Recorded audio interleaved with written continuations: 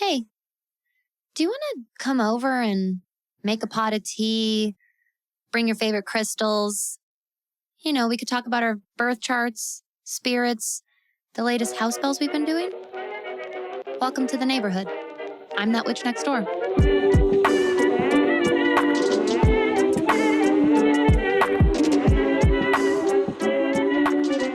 Hello, neighbor. Welcome back for just an extra special episode of That Witch Podcast.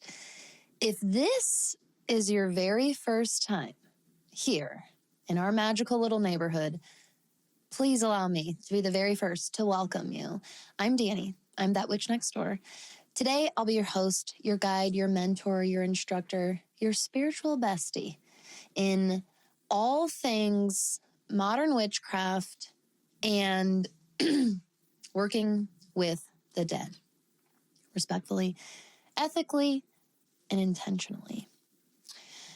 This entire month of October here on That Witch Podcast and inside my monthly membership, That Witch School, we are focusing on safe, ethical spirit communication for all. For this month, just about everything that I've been content-wise putting into That Witch School is the same as what I've been putting on the podcast, because this is a subject matter so important to me. I don't really want it behind a paywall. I want this information as accessible and available as possible to as many interested people as possible for as long as possible. And so into, our beautiful podcast library, it goes. I have been a practicing death witch for almost 7 years now, which is crazy to think about. There are so many ways I still consider myself a beginner in that. So just to give you a little bit of context and a point of reference, this is such deep and long-standing and sacred work where you are always learning so much. And it's such a humbling path. I don't know that I'll ever feel like an expert in it. I do, on the other hand, have some experience though. And I've done some research and I've done some practice and I've worked with many people now. And that is what I'm sharing with you on the podcast this month. And so far, we've kind of been, building up until this very episode, till this very moment. So if you are a regular listener and neighbor of That Witch Podcast, hello, my friend. I am so glad to see you here on my doorstep again. This is an episode I think that a lot of people that listen to this podcast is just going to really, really love, because every single time we get into Death Witch, Danny, I have some of the most meaningful connections with you, neighbor. And it is the coolest thing. So we started out in September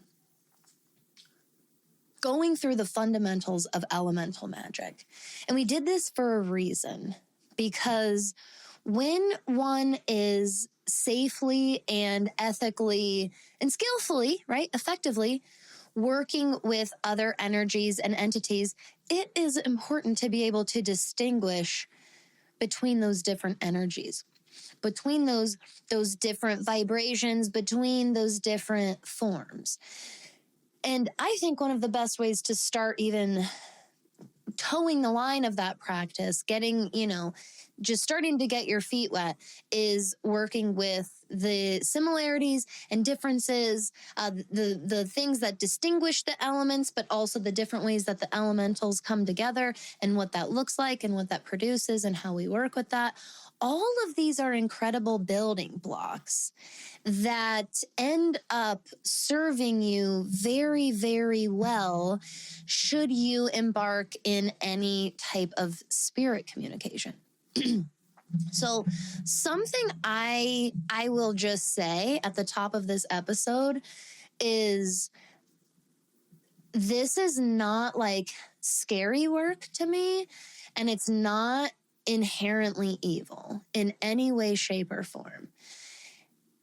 I want you to also know that it's normal to feel like you might be dabbling with something bad or something dangerous or something unsafe. We have been grossly programmed to view spirit communication through the eyes of mainly hyperbolic, like film and media in many ways, that show most of the time show either really flippant, mindless practice and ritual communicating with the dead and necromancy and that, spirit divination, and like these really negative consequences, the blowback of that, right? The curse or getting possessed, right? The haunting, the haunting comes into the house or the building because of that work. The other thing that we're shown, the other scope we're given or other lens we're allowed to look through or often shown is the what's the best way to say this? The soul sacrificing witch, right? The dark black magic witch who convenes with the spirits for her own selfish gain. And first of all, it's always a fucking woman doing this. And it is always, she either gets what's coming for her because she's evil. She's the evil witch archetype. Or she finds some sort of reform, right? She realizes the dangers and errors of her ways and the blasphemy of her ways. And she reforms. Never without some usual type of horrible consequences. I want you to know that these two huge examples that are given to us, again, through often film and media from very, very young ages across many different regions, it is actually in the world of actual spirit communication and psychic work and mediumship, it is such a slim fraction of people's documented experiences. So you are going to find that in this episode, I am going to encourage the hell out of your research, okay? Because so much of how I've been able to rewire my approach to all of this work in the first place was in immersing myself through the stories and stories and stories I've listened to of people's paranormal experiences.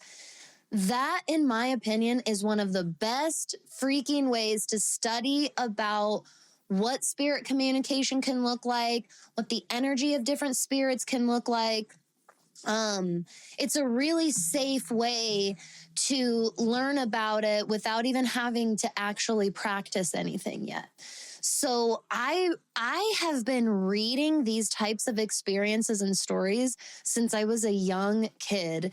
Basically, since whenever I first got free reign access to the internet and search engines, this has always just been such a fascinating subject to me in general, that I love hearing about these experiences from as wide of a diverse group of people as possible.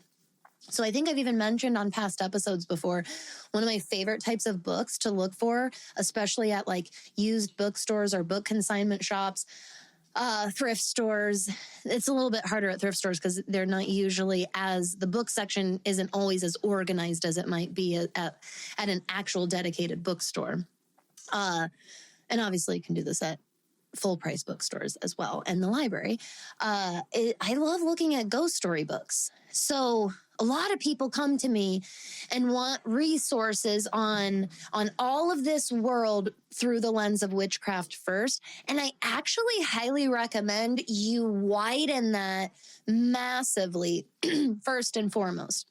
I want you to take in the accounts and experiences of all kinds of people that identify with magic and people that don't, and everywhere in between, honestly, because it is in these like starkly different cultures and demographics that make common experiences that much more powerful. And again, that's where you learn so much. So I want you to just if this is something that's calling you, spirit communication, I want you to just start consuming those types of stories. I have read them from books that are presenting them in a spooky, scary way. But I've also read there's plenty of paranormal books out there that are just presenting the information. They're not trying to write it in a subgenre of horror, for example. So if you're somebody that's called to this work, but you're not, you're like, but I'm a scaredy, Danny. I don't want to go read ghost stories that are trying to scare me. There's ghost books out there and paranormal books out there and experiences that are just people sharing their unexplained experiences. And it's not written again with the intent of hooking the reader in and leading them with anticipation and anxiety and dropping these surprises on them. Okay. There's a total difference between those. Now, if you are a horror fan by any means, again, those books obviously exist. I read them myself as well. I like both and everywhere in between. But again, I'm a horror fan. But I'm just as much of a rom-com and musical fan as I am a horror fan. So that's why I like everything all across the spectrum. But I want you to know that you don't have to even approach this in a spooky or scary way at all. And in fact, I would actually recommend that you don't do that on purpose, even if you like scary, spooky horror things. Save your love of horror for works of fiction where it's meant to be fiction. That's the fucking beauty of horror, honestly, is it's this fiction manifestation that can help us process through and experience darkness in a safe way and in this safe setting where we get to experience it, but we're only sitting there and reading it. We're only sitting there and watching it. Horror can be really amazing for that. I don't personally recommend utilizing parts of your witchcraft with the intent of it being as scary as possible. Do you see what I'm saying? It's a really, as you can imagine, slippery slope. It's a really quick way, in my opinion, to unnecessary paranoia. So I actually recommend doing this type of exploration and research from a very emotionally neutral, if not slightly positive leaning mindset, so that you are maintaining this sense of confidence in your skills and your learning path and avoiding, again, unnecessary paranoia, which is honestly a natural kind of byproduct of this work. I want you to know, again, I think that my second most important thing I want you to know at the top of this episode is that we as humans have a natural fear of death. At the very least, we all have some type of feeling about death. For most people, that is fear.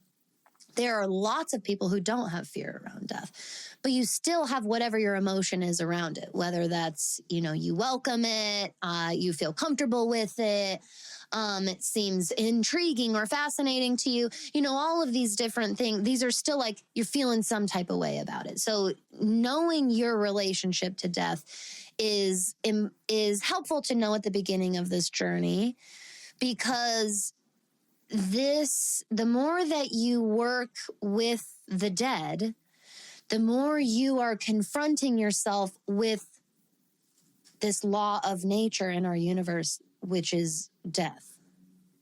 So we've got a couple of episodes on the podcast about this. I highly recommend going and listening to them. Go listen to the Death Witch episode. We have it linked in the show notes. Very, very helpful place to either start or bounce off from here.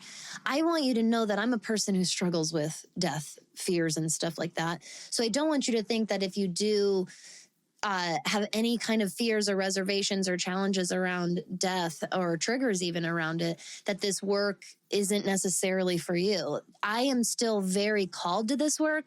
I do very, very sacred practice in this line of work. And a lot of it is either supposed to or is inadvertently helping me heal and work through and process a lot of those fears, which is amazing.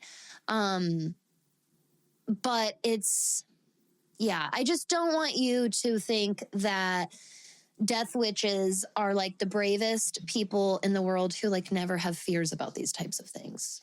We're normal people as well.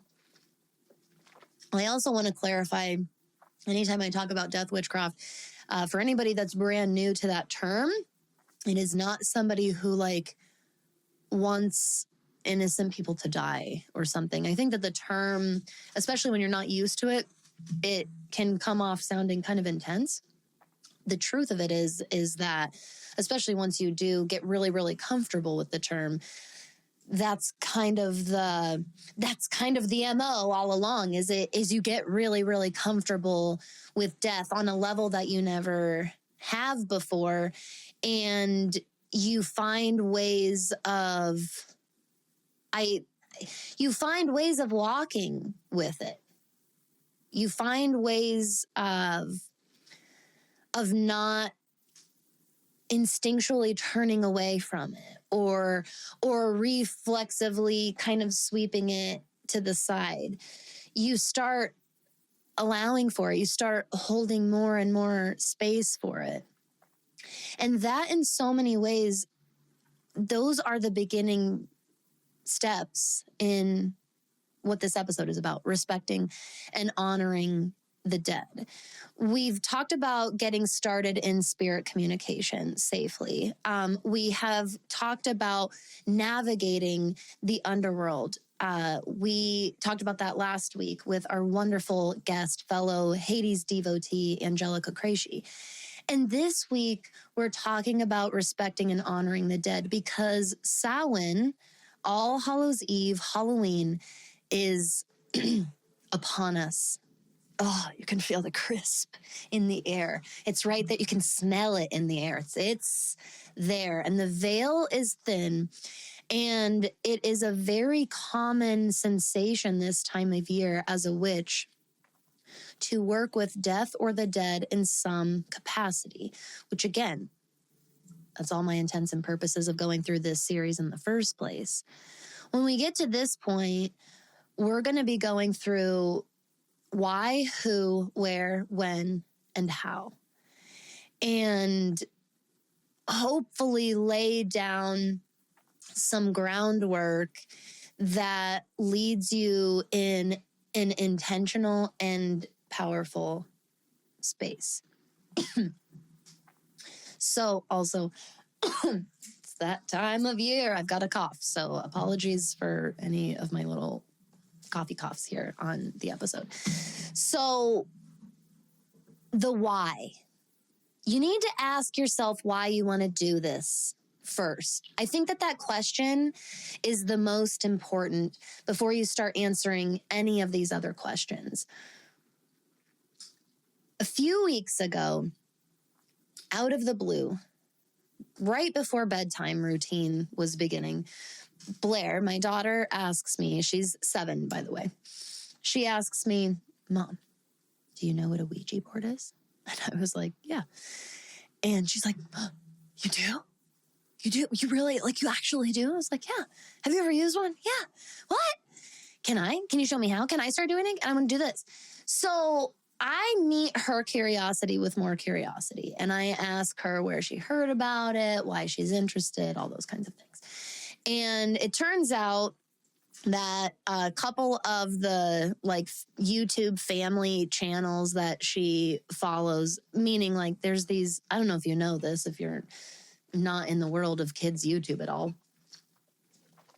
but one of these phenomena that we parents with children on the internet are navigating is these YouTube families. So there's channels where it's just focused on a kid and it's the kids channels, but now there's like YouTube families and the channel is for the whole entire YouTube family. And usually there's spin-off channels for each of the kids.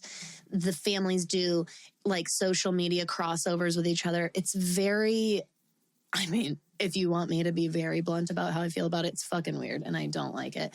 But whatever. I monitor the content itself for appropriateness and quality, right?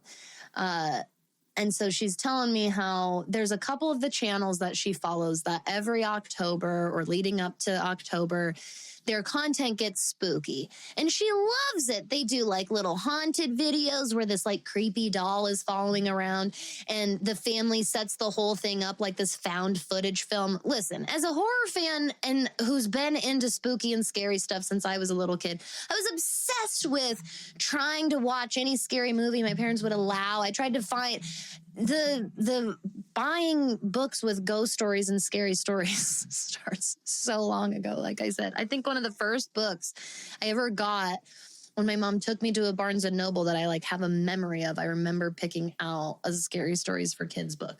So I totally get her wanting to watch it, but in one of them, the kids are trying to use a Ouija board. And she, as soon as she finds out that I know what it is, she's like, I want, she's a 7-year-old. She's like, I want to do this too then. And I want to do it the way that I saw this family that I like to watch and these kids of theirs that I like to watch. I want to do it the same way that they're doing it. So being a death witch, I take the opportunity to be honest with her, obviously, about that this is really, really common, that a lot of people use tools like spirit boards. And I told her that's what a Ouija board actually is it's one type of spirit board. But tarot cards, pendulums, even astrology, like so many of these things, people use them like games. And sometimes it's confusing because a lot of these things can be sold where toys and games are sold. So it makes sense why, Hasbro makes the Ouija board, for crying out loud. So I totally, totally get it. But just like I already approach tarot cards with her, because she sees all my decks. She has questions about the cards. I approach it as neutrally as possible and give her the information about it. And if she takes interest and wants to learn more, in this age-appropriate parent-to-child way, I take her alongside under my wing and kind of teach her about it. And then other things she doesn't pick up interest in, and we kind of leave it at that. I explain what it is, and if she doesn't have an interest in it, she doesn't have an interest in it. Well, she's locked on to this frickin' Ouija board thing, and she wouldn't stop asking if we could get one and use it.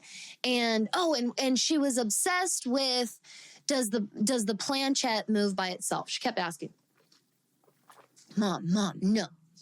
Are you moving it or does it move by itself? They said it moves by itself. They caught it on camera, blah, blah, blah, blah. One of the main things I teach my kid is that, in my opinion, real magic cannot be proven, on our human sense of that word and that definition of to prove something, because its power comes from the belief that you have in it.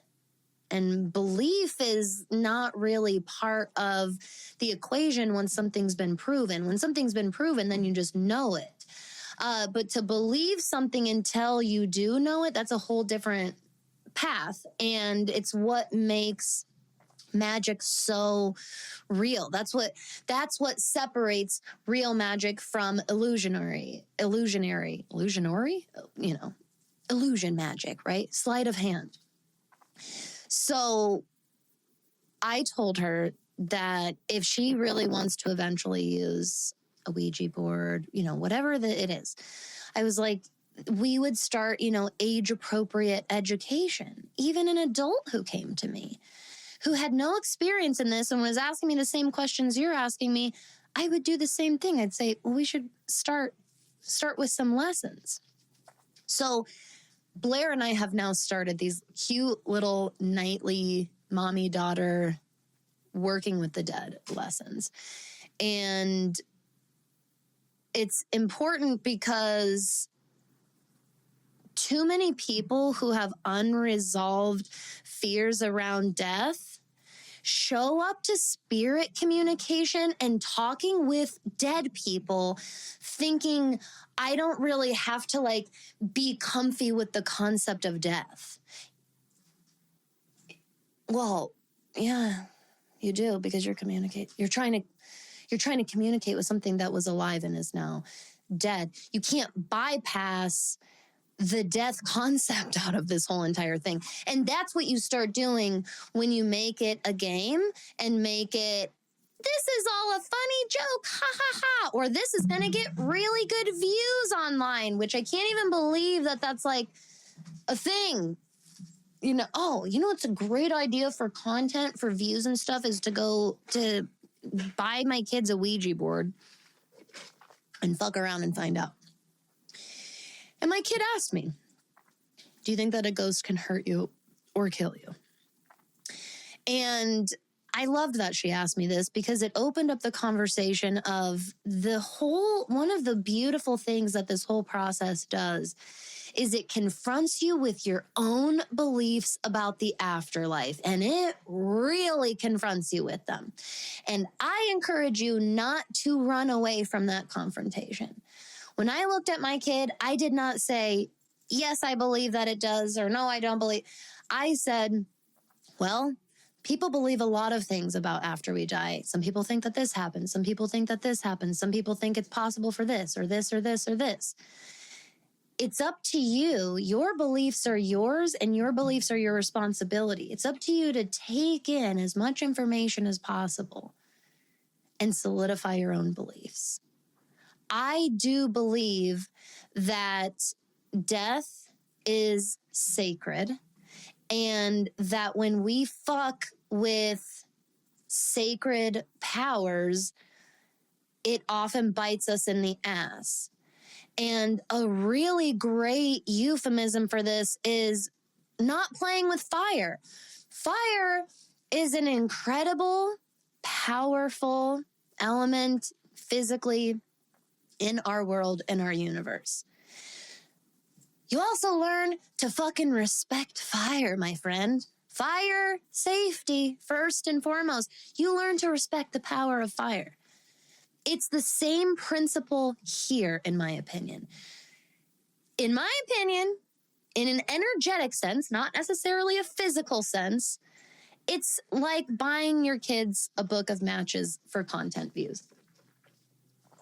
Okay, again, that's kind of a dramatic parallel, so sorry if I offend anybody, but at the same time, that's how sacred I think that death is. And I think that why you want to do this work and why you want to communicate with the dead is important. And I think you need to confront your afterlife beliefs, and you need to be willing to listen to other types of beliefs about what happens to us after we die.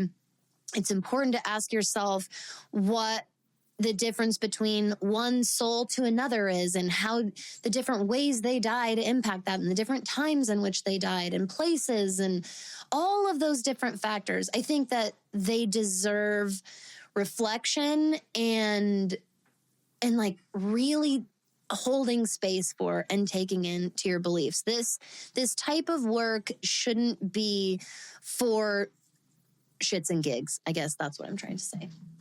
So this, once you've answered your why, this brings us to the who. You know, a lot of people, when it comes to the first question, their why, they're in this spectrum of answers, there are two big main ones. And one of the biggest main ones is people want to connect with specific loved ones or ancestors. But another really big one is people and witches and practitioners and mediums, psychics that feel called to this work to help the dead. I think that there are all kinds of different ways people go about this. I think that when people get like really, really rich and famous for helping the dead, there's something to, you know, there's a grain of salt to be taken there, because that seems more, you know what I mean? Are you really doing it to help the dead? Or are you doing it because, again, this stuff gets really big views? So, and that's honestly, that's because death really does touch every single fucking one of us in multiple ways all throughout our lives. We all experience grief at some point, if not many points throughout our lives. We experience death in physical and metaphorical ways all throughout our lives. Of course, and it's something that we are fascinated by.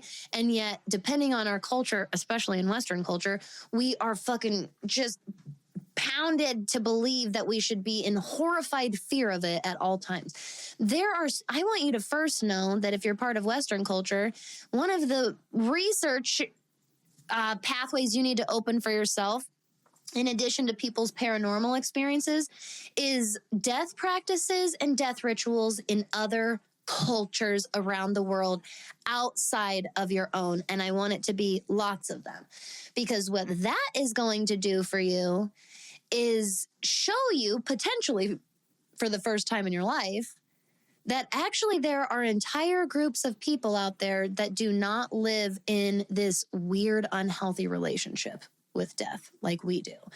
And so I really, really recommend studying death rituals and practices across the world. That is going to give you a lot of context.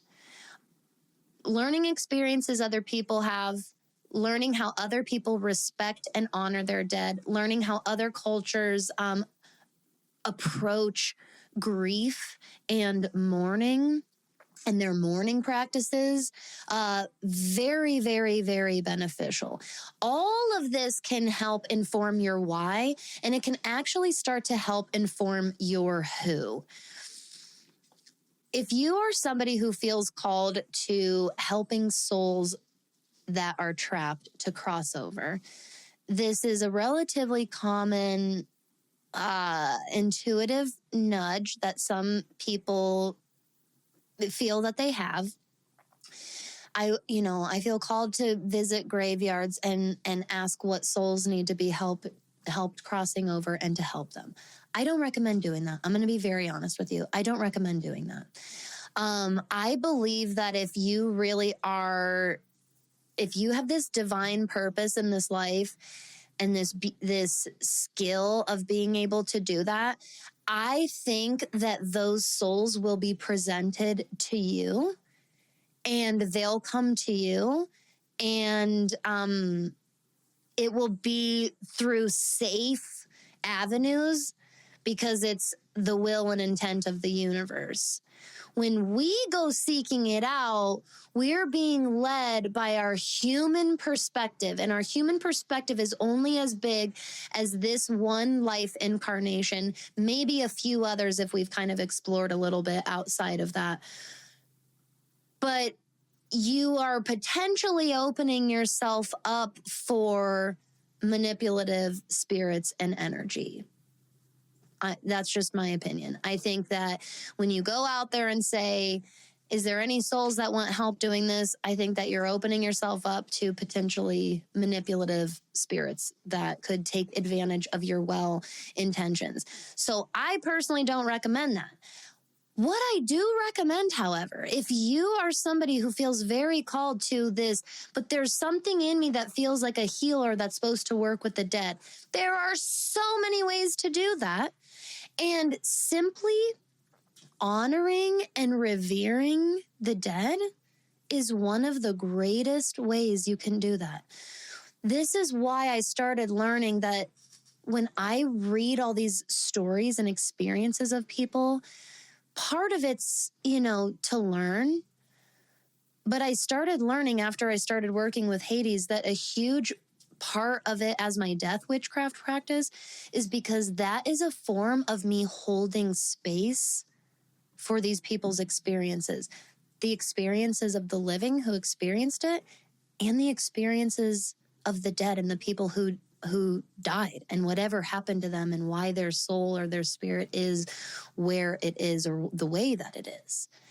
So, I find the entities of the underworld to be really, really solid spiritual counsels. Even if you're not officially devoted to Hades or Persephone or Hecate, I recommend still reaching out. And those are I just listed a couple from the Greek pantheon. There are all kinds of underworld beings through all of the different pantheons and cultures. I recommend calling on whoever is considered the ruler of the underworld or navigators of the underworld of your pantheon that you work with and asking them for counsel. Through that is how I started to learn that just my opening myself up for learning and then turning that around and offering what I've learned to others to take forward with them, that is a sacred act in my work. So a lot of my who doesn't always have a face to it, because for me, it's just about reading as many experiences as possible, because I have found one of my greatest purposes is helping people like you get started on these paths in the first place. I'm not someone that goes and is niche specific and individually works with spirits necessarily, but I am somebody who helps teach people how to get started in that work in a safe, responsible, ethical, and effective way. Because it is tremendously healing for our collective, in my opinion, the profound death work that we do. Whether that is, those are the people like transforming the Western funeral industry right now, or again, these cultures that have been living for thousands, if not millennia and millennia of years, respecting and revering the dead and not fearing it and not spewing out this excessive, toxic, unnecessary, continued fear around it. These are different examples of death work.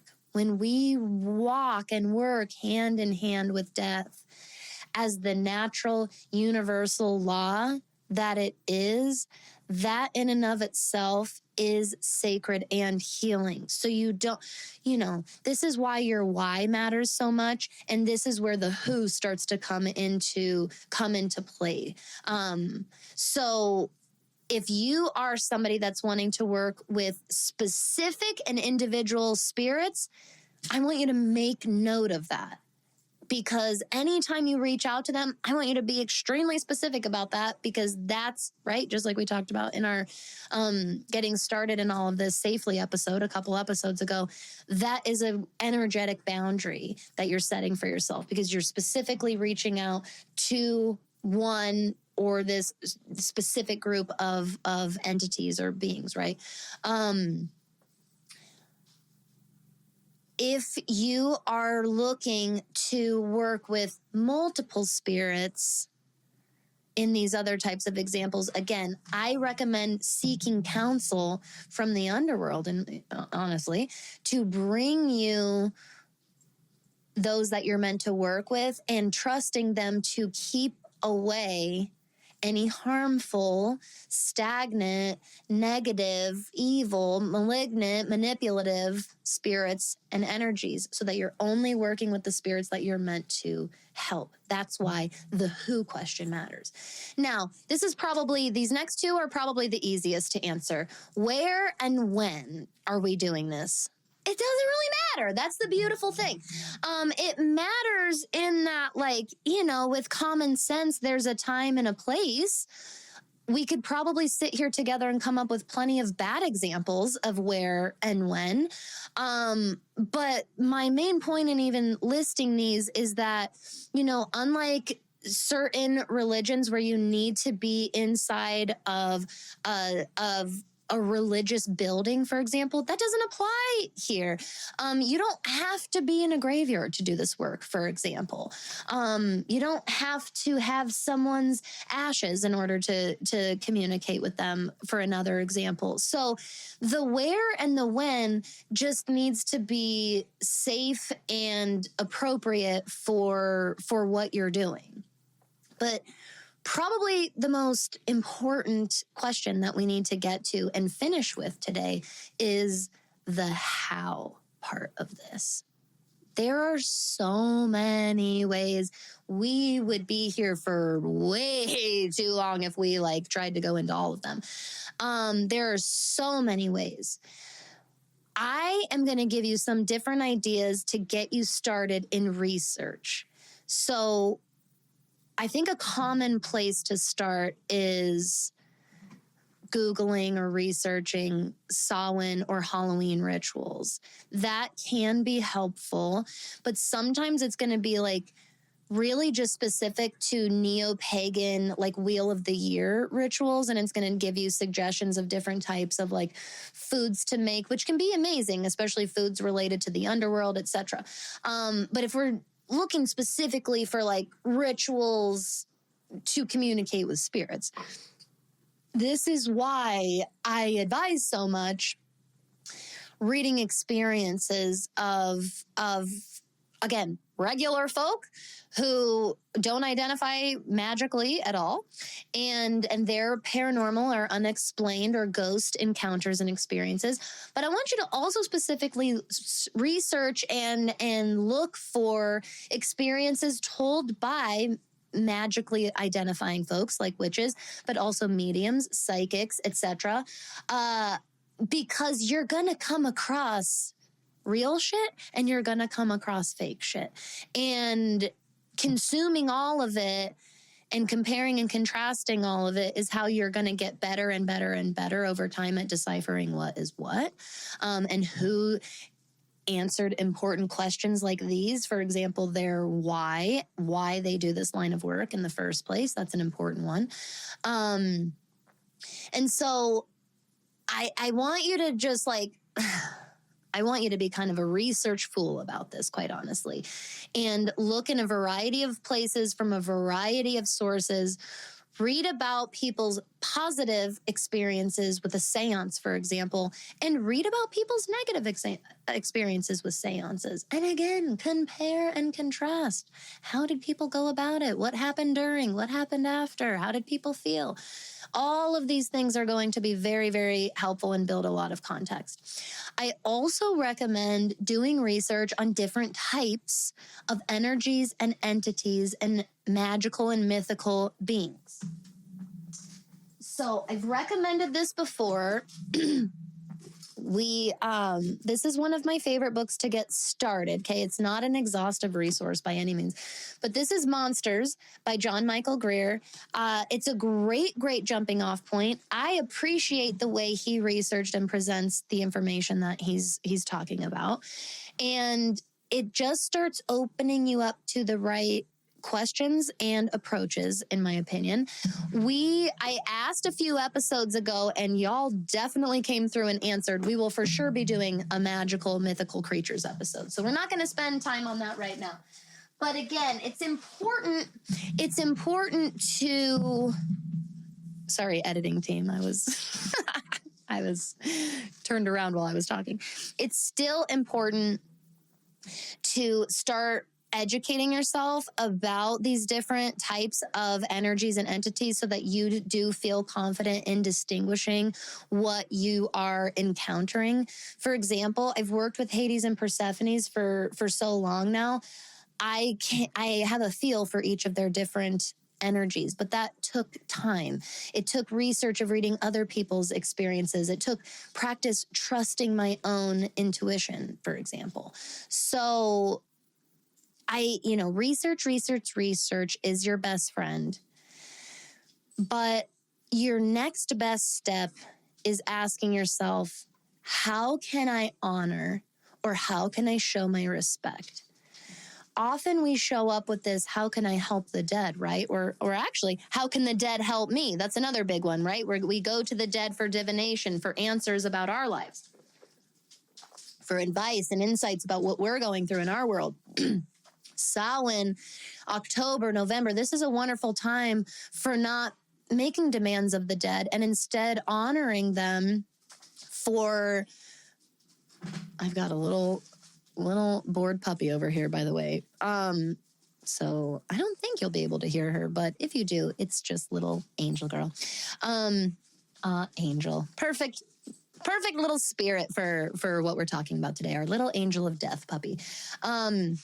So asking, how can I respect you? How can I thank you? How can I honor you? This is why, for example, Dia de los Muertos is also around this same time. This is November 1st. And it is a day about honoring, not asking of. It is a day of reverence and creating and holding space for the dead as much as we do the living. That is a beautiful, sacred mindset and approach to death work, especially this time of year. So I think that, especially when we're getting started in witchcraft, we get super excited around the end of October because we're like, what is the magic I'm going to be getting up to this year? And we want to I want to host a seance. I want to, what's been the most powerful experiences and rituals I've gotten to be a part of on Samhain and Halloween is sitting with close friends or fellow practitioners and witches and sharing in our own stories of grief, sharing stories of past loved ones, questions and findings about ancestors, talking about the concept of death in and of itself. This is when some of the most powerful insights come through. This is when you really feel spirits with you. And it's because you're creating and holding space for them. So tidying up, picking up litter or tidying up graveyards and headstones, this is a beautiful thing to do right now. This is a beautiful, beautiful thing to do right now. Creating altars that are dedicated in memory or memoriam to those who have passed. This is a beautiful thing. It can be to people you've known personally. It could be to idols or celebrities. It could be to groups of people that have been lost to tragedy.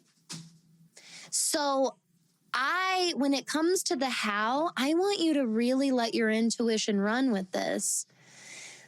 But in order to do that, I don't think you can hear her on the mic. It might be picking it up. I have no idea, but it is hilarious what's going on right in front of me. And I'm all hooked up to all the wires, so I can't show you. Sorry. But just know it's adorable. Just know there's very cute puppiness happening in the background right now.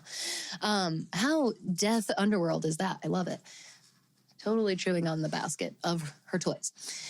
I think that showing up in this mindset of how can we honor, how can we revere, how can we respect, this is where we open ourselves up to the most powerful experiences of this time, because that is one of the most tangible ways that we create and hold space for the dead. And when you do that, you will be blown away, my friend, at how much the dead offer you, at the messages, at the insights that end up coming through in your connection to the spirits and spirit communication. I'm very excited to keep going in this. This is not the end of this series, but it is the end of our October episodes. And by the next time I see you, we're going to be across the veil and into November already, my friend. Oh, crazy. God, I love this time of year. Please don't hesitate to reach out with any questions or insights or thoughts or connections that came through for you in this episode. I am so grateful for you, neighbor. And I'm with you in this sacred, beautiful time of year. Thank you for your time today and every day. Until I see you, make sure, of course, that you stay safe, you keep letting yourselves have some fun, and stay magical out there. If you enjoyed today's episode, if you learned something, or you just love That Witch podcast, one of the best things that you can do is share the show with a friend. Just by reaching out and sharing the link or recommending us to somebody is hands down the best way to help us grow our podcast here. So you can head right now into the podcast app that you're listening to, and you can directly share this episode by using your little share link button, or you can just take a screenshot or just mention That Witch podcast to whoever you're recommending us to, because you can find That Witch podcast on all major podcast listening platforms. Thanks for being such a great neighbor.